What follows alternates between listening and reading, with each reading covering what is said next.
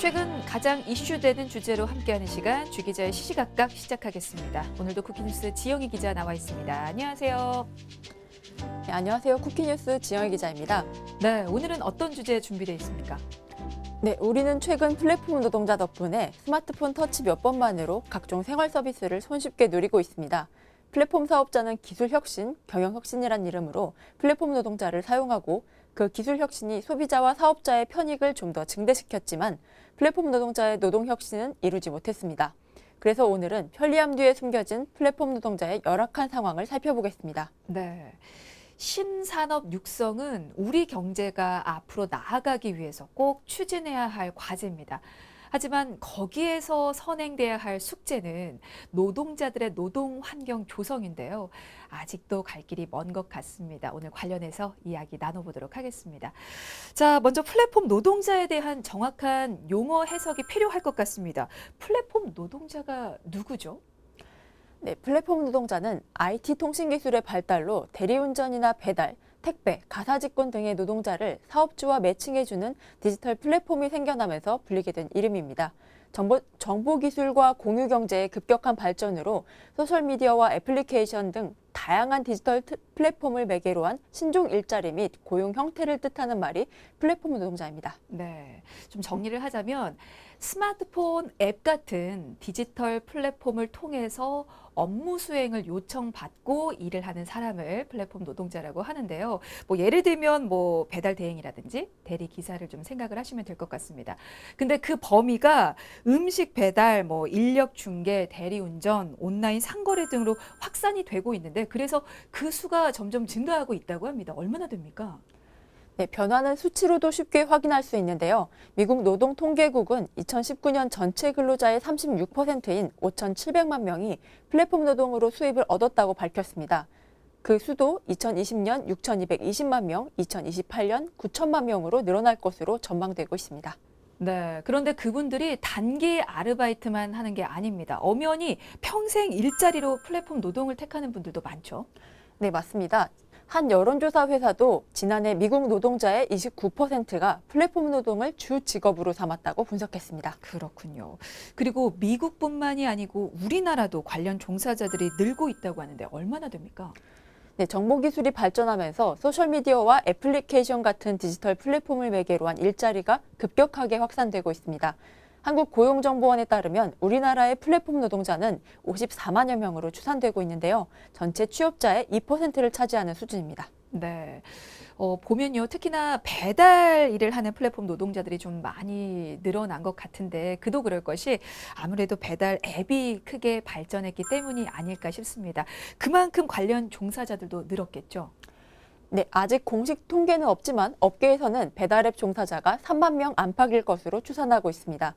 또 시민단체에서는 대리기사는 15만 명, 퀵서비스 기사는 17만 명 등으로 일부 플랫폼 노동 업종에 10만 명 이상의 종사자가 있을 것이라는 추정도 내어놓고 있고요. 문제는 한국고용정보원과 과학기술정책연구원이 발간한 미래연구보고서만 봐도 2020년에 발생 가능성이 가장 높은 문제로 플랫폼 노동자 확산을 꼽기도 했다는 점입니다. 네. 근데 사실 이 플랫폼 노동자들의 위치가요. 자영업자도 아니고 그렇다고 임금 근로자도 아닌 좀 애매모호한 처지에 있습니다. 그래서 문제되는 사항들이 좀 많은데 어떤 우려들이 좀 나오고 있습니까? 네, 현재는 플랫폼 소유주와 노동자의 엄청난 빈부격차로 인한 사회 갈등이 날로 커질 것이라는 우려가 나오고 있습니다. 최근 영국 파이낸셜 타임스는 플랫폼 노동이 일반적인 노동 형태로 자리를 잡으면 생산성이 낮은 근로자를 지원하거나 고용하는 부담을 온전히 국가가 떠안아야 한다고 지적했습니다. 더 많은 공공지출이 필요할 뿐만 아니라 그 돈을 누가 대느냐에 따른 갈등도 더욱 심해질 것이라고 우려했습니다. 네, 이 플랫폼 노동자들을 위한 사회적 비용 증가에 대한 우려가 일단은 나오는 것 같고요. 그리고 또 이제 현장에서 그들이 겪는 부당함과 온갖 문제점들이 있을 것 같습니다. 일단은 가장 중요한 안정성이 보장되지 않는다는 단점이 있을 것 같아요. 네, 맞습니다. 현실에서는 일정한 수입과 휴식권도 보장받지 못하는 노동 조건을 감수해야 합니다. 또 기존 노동법 적용도 받을 수가 없어 장시간 노동에도 노동시간 규제를 받지 않고요. 고용보험 등 사회 안전망에서도 벗어나 있는 상황입니다. 네. 이 현실을 직시했을 때 가장 큰 문제는요, 이 플랫폼 노동을 보호하는 제도가 없다는 점 아닐까요? 네, 플랫폼 노동자의 경우에는 노동 시간의 유연성은 있지만 고용 안정성이 낮고요. 최저임금이 적용되지 않는 등 노동자의 지위를 얻지 못하고 있는 상태입니다. 네, 뭐 노동 시간, 그리고 받는 임금, 거기에 고용 안정성까지 관련해서 내용 하나하나 좀 짚어보겠습니다. 일단은 그들의 수입이 어느 정도나 됩니까? 네, 서비스연맹이 지난해 5월 플랫폼 노동자 673명을 대상으로 한 설문조사 결과에 따르면 플랫폼 노동자의 평균 총 수입은 대리운전이 259만 원, 퀵서비스가 321만 원, 배달서비스 390만 원인데요. 여기에는 플랫폼 노동을 위해서 지출하는 보험료와 수수료, 프로그램비, 통신비, 이동비용 등 월 평균 약 148만 원이 포함되어 있습니다. 그러니까 그 비용을 제외하면 이들의 평균 순수입은 대리운전이 151만 원, 퀵서비스 143만 원, 배달서비스 239만 원이 되는 겁니다. 그런데 이들은 평균 주 6일 근무하고요. 업무를 위한 대기 준비 시간, 이동 시간을 포함한 하루 총 노동 시간은 13.7시간입니다. 네. 전체 수입을 봤을 때는 250만 원 이상에서 한 400만 원 가까이 됩니다. 하지만 뭐 수수료, 통신비 등 뗄 거 다 떼면 오롯이 본인들이 가져가는 돈은 한 150에서 200만 원 선에 불과한데 노동시간을 감안했을 때는 저임금에 속한다고 볼 수도 있을 것 같아요. 그리고 특히나 배달 앱 시장이 급성장하면서 배달 노동자들이 크게 늘어났는데 처우는 여전히 열악하다고 합니다. 예를 들면 어떤 식일까요? 네, 한 사례를 들어보면요. 배달앱 업계 1위인 업체에서 최근 노동자들이 받는 배달 수수료를 전날 밤 9시에 일방적으로 정하면서 노동자들이 크게 반발하고 있습니다. 문제는 이 수수료가 매일매일 그리고 배달 지역마다 달라진다는 점입니다. 배달 노동자들은 가뜩이나 경쟁이 심해서 벌이가 줄었는데 이제 그마저 예상할 수도 없다며 생계불안을 호소하고 있습니다. 해당 업체는 최근에 이 수수료 정책을 기존과 다르게 바꾼 겁니까? 네, 맞습니다. 원래는 배달 한 건당 일정한 금액을 줬는데요. 이제는 기본 배달비 3,000원에 프로모션 명목으로 수수료를 더해 지급하는 겁니다. 또 노동자들은 해당 업체가 근로계약서를 매달 새로 쓰고 하루 전에도 계약을 해지할 수 있도록 일방적으로 규정을 바꿨다고 밝혔습니다. 그런 주장에 대해서 해당 업체는 어떤 입장입니까?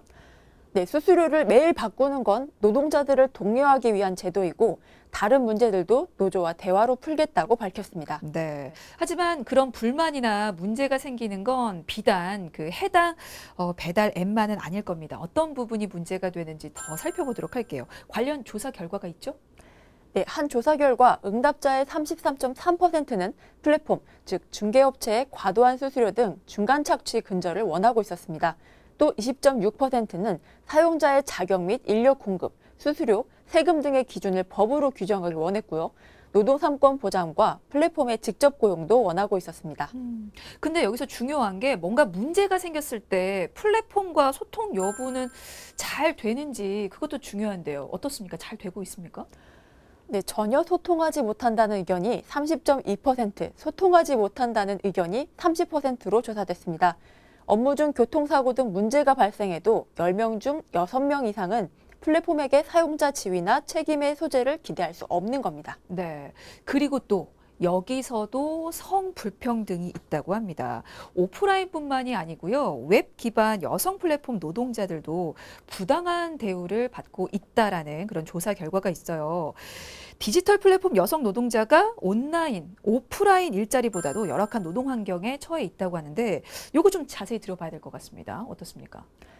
네, 개발 제품 판매, 가사, 돌봄 등 다양한 디지털 플랫폼 기업을 통해서 일하거나 일한 경험이 있는 웹 기반 여성 플랫폼 노동자들을 대상으로 한 실태 조사를 살펴보면 4명 중 1명이 부당한 대우를 받은 경험이 있다고 답했습니다.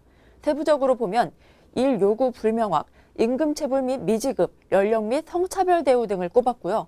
성희롱을 경험한 여성 노동자들도 있었습니다. 네, 이게 비단 부당한 대우만이 문제가 아닙니다. 일자리의 불안정성도 그들이 겪는 문제 중에 하나죠. 네, 맞습니다. 응답자의 절반 이상이 고용계약 없이 일하고 35.5%는 고용계약이 없음에도 정해진 장소와 시간에 일하고 있었습니다. 또한 월 단위 보수를 받는 비율은 12%에 불과했고요. 1급이나 일당, 시급 형태로 급여를 받고 있다는 답변은 24.3%, 그리고 건당 수수료 등 성공보수 개념으로 지급되는 방식이 47%로 높은 비중을 차지했습니다. 네, 뭐 전체적으로 플랫폼 노동자들이 많이 힘든 상황인데 특히나 여성 노동자들이 좀 여러 문제를 많이 겪고 있는 것 같네요. 네, 그렇습니다. 그래서 기존 노동시장에서 겪는 성별 임금 격차가 디지털 플랫폼 노동시장에서 더 심각하게 나타난다는 지적도 나오고 있는 겁니다. 여성 노동자들이 단순 반복적인 일을 수행함으로써 시간이 갈수록 숙련 수준이 하락하고 저숙련을 이유로 저임금이 고착화하는 악순환이 일어난다는 거죠. 네, 그럼 노동에 대한 정당한 대가를 받으려면 뭐 제도적인 문제부터 좀 해결이 돼야겠네요. 네, 이에 대해서 전문가들은 플랫폼 노동 시장에서 심화하는 불평등 문제를 해결하지 않으면 또 다른 사회 양극화가 양산될 것이라고 우려하고 있는데요. 또 플랫폼 노동자에 대해 사회 안전망을 구축하되 지역과 같은 오프라인 기반과 웹 기반 플랫폼 노동을 구분해서 접근해야 하고요. 네, 알겠습니다. 자, 이렇게 디지털 플랫폼 노동에 대한 어떤 사회적인 관심은 높지만 관련 기초 연구 자체가 좀 미미하기 때문에 아무래도 관련 조사와 연구가 먼저 좀 진행이 돼야 할 것 같습니다. 자, 그리고 사회적인 분위기는 조금씩 바뀌고 있다고 하는데요. 최근에 배달을 하는 플랫폼 노동자를 근로자로 인정한 사례가 있다고 들었어요. 관련해서 내용 좀 자세히 들어볼까요?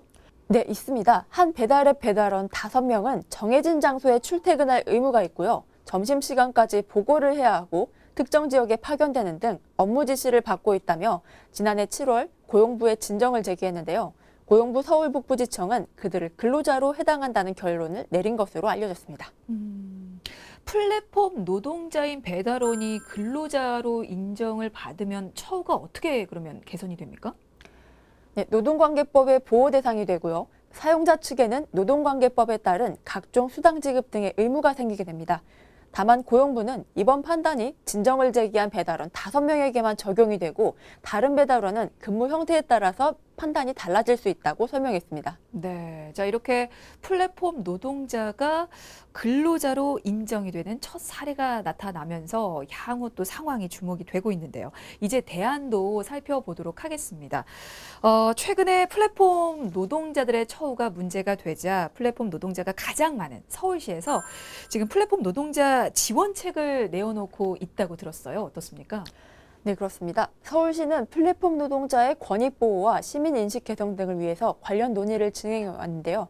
플랫폼 노동 공론화 추진단은 협의기구를 통해서 플랫폼 노동에 적용될 표준계약서와 산재보험 등에 대한 지침을 마련하라고 제안했습니다. 그래서 서울시는 추진단의 권고에 따라서 협약 체결 및 조례 제정에 적극적으로 나선다는 방침을 세웠습니다. 그럼 특히 어떤 부분을 강조하고 있습니까? 네, 추진단은 정책 제언에서 주체별 책임을 강조했는데요.